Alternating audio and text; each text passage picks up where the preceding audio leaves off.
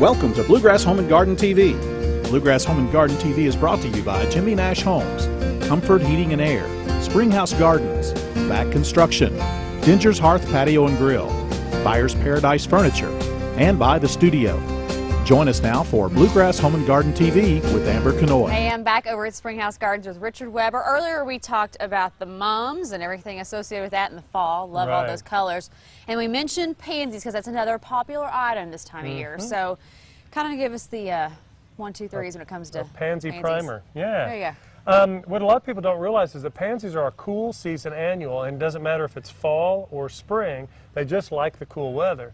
And if you plant them early enough in the fall, most times here in Kentucky they will live through the winter and come back and bloom again in March, April, and May. They just don't like the heat.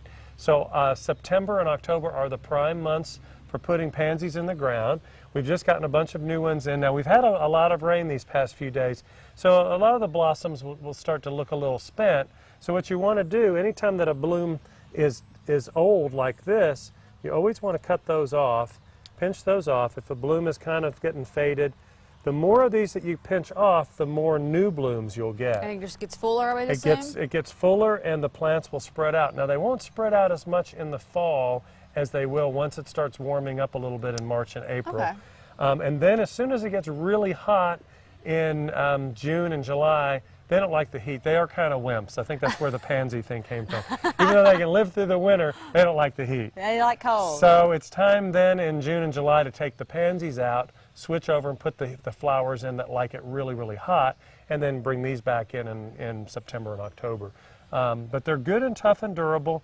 The best thing to do with these is fertilize them a little bit in the fall, and then make sure you put some mulch around them to protect them through the winter. Don't expect a bunch of color in December and January, because if it's really cold, they're going to kind of hunker down and then wait for the slightly warmer weather. So. I'm going to ask you about this one, Richard, because this one is here with all of our fall stuff. What's this one? That's just a greenhouse crop. That's a type of black-eyed Susan. That one's called Tiger Eye Gold. That one's really pretty. It's really pretty. It's not one to expect to come back next year. It's really just, bring it into your kitchen table, put it on your back porch or patio. You're going to get about 4 or 5 weeks of color on that. So it's just great to kind of bring in, almost like you would a cut flower arrangement, a bouquet of flowers, but that's actually living. And what about all of this down here that looks like it should be found in part of my salad? Well, and actually a lot of these the kales are edible, but most people use these as ornamental.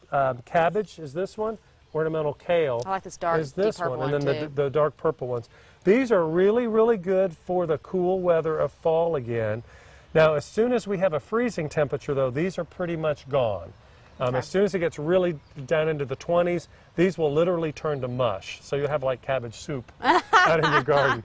They will not make it through to the spring like the pansies will. But they're incredible, and the colder it gets, the cooler it gets, these leaves will start turning different colors. Oh, okay. So even though this looks green right now, when you look down in there, you can see where it's kind of purpley pink.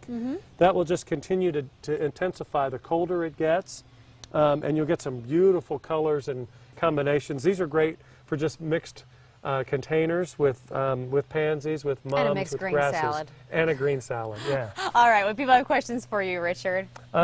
Look us up on the web at springhousegardens.com. Find us on Facebook. Give us a call at the Garden Center at 224-1417.